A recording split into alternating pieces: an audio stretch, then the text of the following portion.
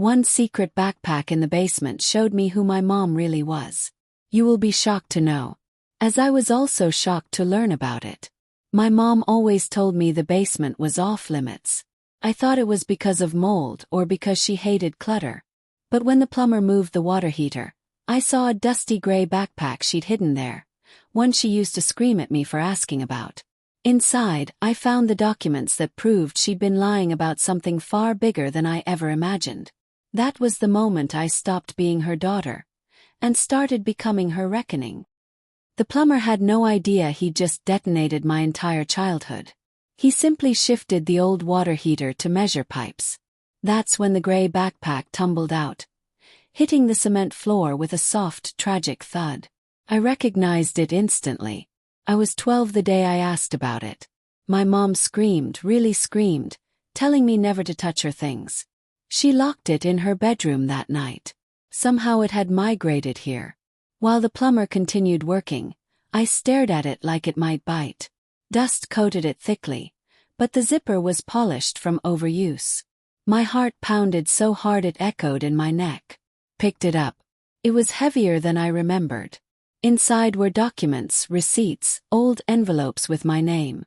At first I didn't understand. Then I saw the first form, a medical report.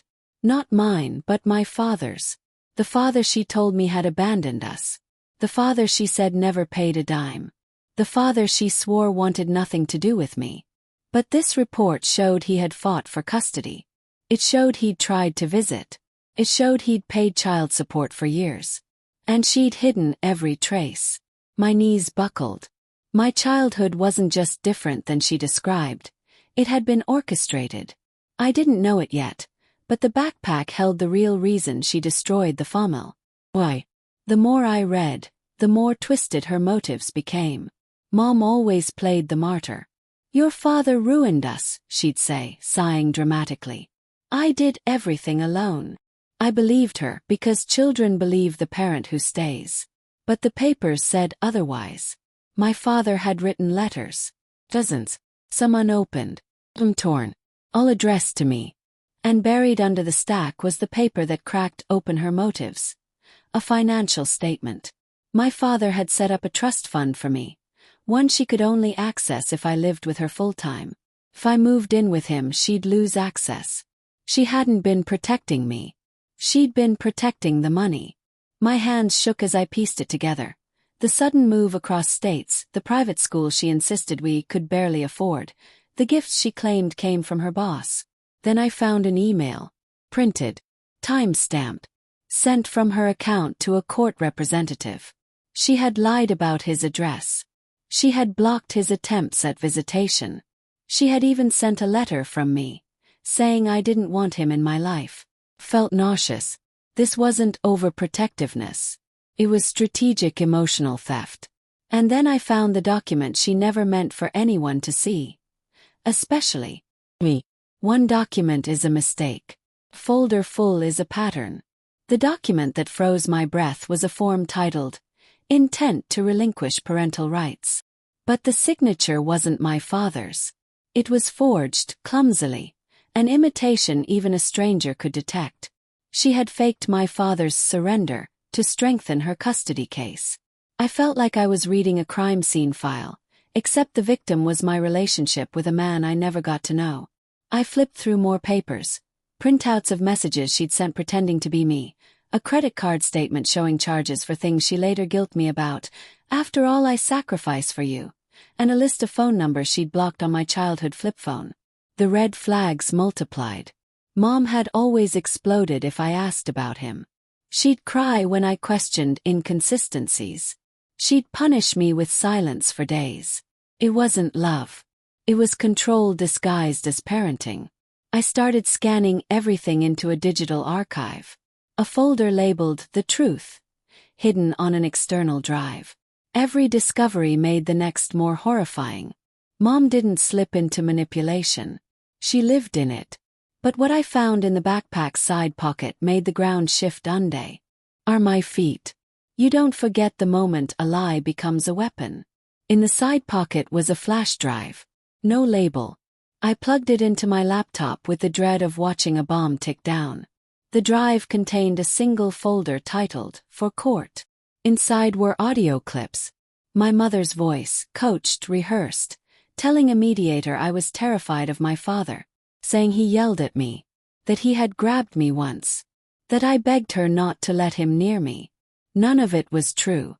None of it had ever happened. There was even a recorded phone call. She pretended to comfort me, fake crying, fake soothing, while suggesting lines for me to say if anyone asked. She'd built an entire narrative of abuse that never occurred. I realized in that moment she had never loved honestly. Her affection was currency. Her motherhood was a performance for an imaginary audience. And I was the prop she built her story on. I knew confronting her privately would be useless. She would twist, deflect, weaponize. So I prepared. I printed transcripts, compiled files, and contacted my father's last known address. The anger brewed hot, but the clarity was ice. The reply I received from his address nearly stopped my heart. My father hadn't abandoned me. He'd been searching. The letter came 2 days later. Shaky handwriting. A return address only 3 towns over. My breath caught as I read the first line. "I've been waiting for you for 20 years. He explained he had spent years trying to find me. His attempts were blocked. Letters returned. Calls unanswered. When he tried legal routes, my mother provided false information. The courts chalked it up to clerical error, but the pattern broke him. He remarried. He tried to move on. But he wrote, "I kept hoping you'd find me someday." Cried reading it. Not delicate tears. Years of grief that finally understood their shape. That night I confronted Mom. She was in the kitchen, humming like someone without a soul, full of secrets. When I set the backpack on the counter, she froze. "What did you touch?" she whispered, not out of fear but out of calculation. "I know everything," I said. She went pale, then angry, then desperate. She cycled through all her masks. Victim, martyr, aggressor. She blamed my father. She blamed me. She blamed the system. But she never apologized. Not once. And that was the real breaking point. I decided the truth wouldn't die in our kitchen. It'd witnesses. Some truths must be revealed in the light, not in private shadows. I arranged a family meeting. My aunts, uncles, cousins. Everyone who had heard her version of my childhood. Everyone who saw her as the heroic single mom. I also invited my father. He agreed to come. Quietly. Nervously. Hopefully. The night before the meeting, Mom tried everything. Guilt, threats, promises, tears. She even tried to lose the backpack. I already had copies. I rented a small hall at the library. Printed packets for everyone. Set up a projector. Organized the evidence like a prosecutor preparing for trial. People arrived slowly, murmuring. Mom strutted in like a queen summoned to her throne. Until she saw my father. Her face cracked. I started speaking. Teddy. I laid out the documents. Showed the timestamps. Played the audios. Read the forged signatures. Gasps filled the room. My aunt sobbed. My uncle shook his head in disbelief. My father sat trembling, tears slipping silently down his face. Mom tried to defend herself, but her words were flimsy paper shields against a hurricane of proof. And then I delivered the final piece of evidence she never expected me to fin. One document silenced the entire room. I projected the forged intent to relinquish parental rights document. I highlighted the inconsistencies. Then I pulled out the original my father had kept, a real one he had filed months earlier, showing he wanted custody. Side by side, the forgery was undeniable. Mom's mouth fell open. Her knees actually buckled. The room erupted. Questions, accusations, disbelief. She tried to shout over them, but the noise consumed her. My father stood. His voice was soft, but it cut through the chaos. "I never abandoned my daughter. You stole her from me." Silence. Then something inside Mom broke. She sobbed loud, unrestrained, messy. But the tears weren't remorse. They were fear. Fear of being seen. Fear of losing the narrative she'd built her identity on. Family members confronted her. Years of confusion finally made sense to them.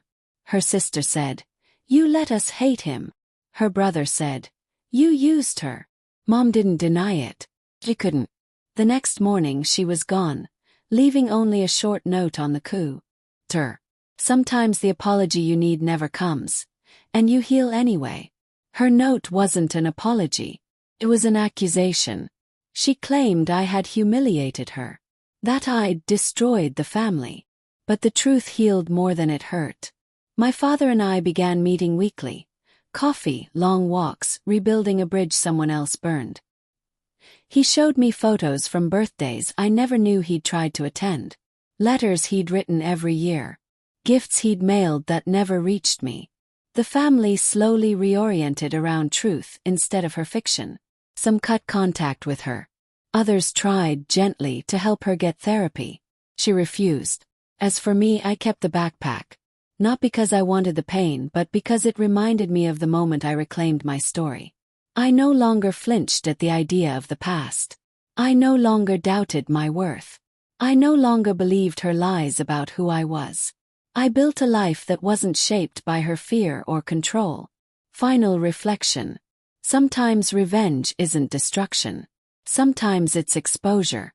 Sometimes it's simply telling the truth loud enough that no one can bury it again.